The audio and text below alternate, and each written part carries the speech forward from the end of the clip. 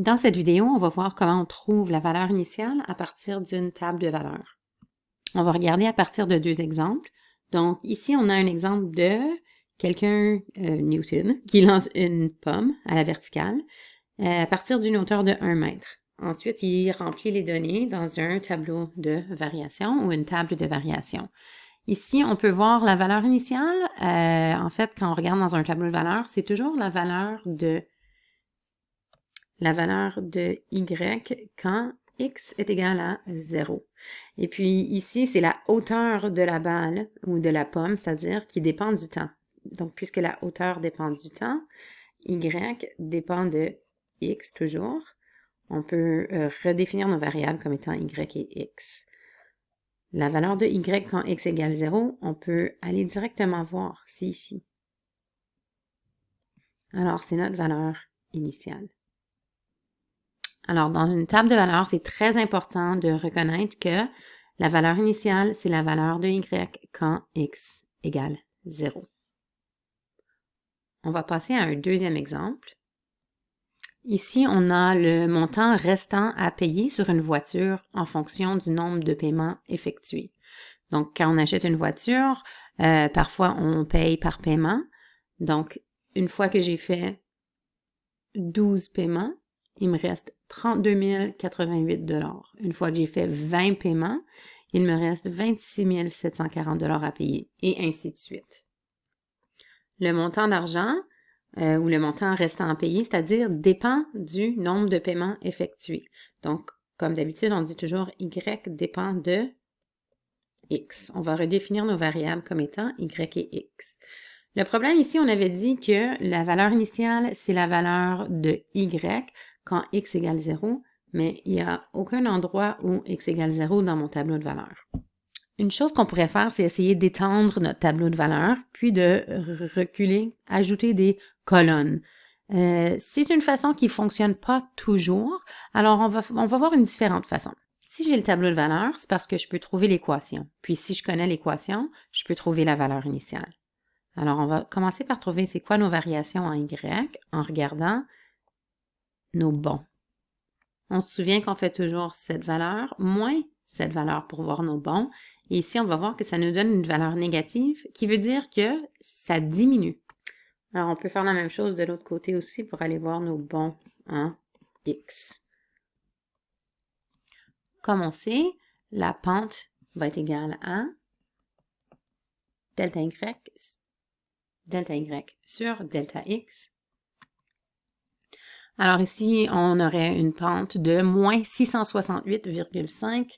Ce que ça veut dire, on va aller voir nos unités de mesure. Donc, pour les valeurs de Y, c'était des dollars. On pourrait mettre des dollars ici. Et ici, c'était les nombres de paiements. Donc, pour 8 paiements. Ce qui veut dire que on diminue. OK, le négatif veut dire qu'on diminue de 668 $. Quand on est en dollars, on devrait en fait arrondir au centième près, par paiement. J'aurais pu choisir d'utiliser cette valeur-ci sur cette valeur-ci. On va avoir exactement la même réponse puisque c'est une relation qui est linéaire. Alors, je sais que l'équation d'une droite, c'est y égale à mx plus b, et on vient de trouver que la pente était égale à moins 668,5. C'est logique parce que c'est une droite qui va descendre. Normalement, les paiements restants diminuent au fur et à mesure qu'on fait des paiements. Alors, ce qu'on voulait dans la question, c'était la valeur initiale. C'est B, c'est ce que je veux trouver. OK, maintenant qu'on a notre équation, on sait qu'à partir d'une équation, on peut trouver leurs données à l'origine. Alors, ce qu'on va faire, c'est qu'on va aller substituer ou on va aller chercher un point dans notre tableau de valeurs, n'importe lequel. OK, donc on peut choisir par exemple ce point, qui est le point 20 de 26 740. Et puis on va aller substituer ce point dans l'équation. On va juste changer les couleurs de Y et X pour nous aider à comprendre.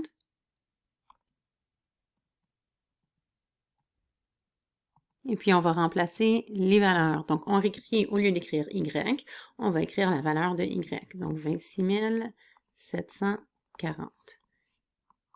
Et au lieu de dire moins 668,50 fois X, on va dire fois. Donc, on peut toujours remplacer le X avec des parenthèses. Puis, on va aller mettre là-dedans notre valeur de X. Alors, on va multiplier 20 par cette valeur. Là, je vais continuer juste avec noir parce qu'on commence à avoir pas mal de couleurs. Et puis, on va juste réécrire notre 26 740 de ce côté-ci. Alors, on a maintenant presque trouvé notre valeur initiale parce qu'on sait que c'est B, la valeur initiale. C'était ce qu'on cherchait. Donc, le prix d'achat, quand j'ai acheté ma voiture, c'était quoi le montant que je devais? C'est la valeur initiale. Il nous reste juste à isoler pour trouver la valeur de B. Alors, j'additionne 13 370 des deux côtés pour pouvoir isoler B.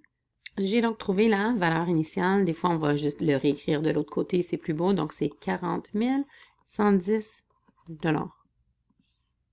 Et voilà notre réponse. Donc, le prix d'achat est de 40 110 $. Donc, ce qui est à retenir ici, quand on a un tableau de valeur, c'est facile à trouver la valeur initiale si on a déjà la valeur de Y quand X égale 0. Quand j'ai pas de valeur quand X égale 0, comme dans ce tableau de valeur-ci, on va d'abord trouver une équation, substituer une valeur à l'intérieur de l'équation et ensuite on pourra, avec l'équation, trouver la valeur initiale. C'est tout.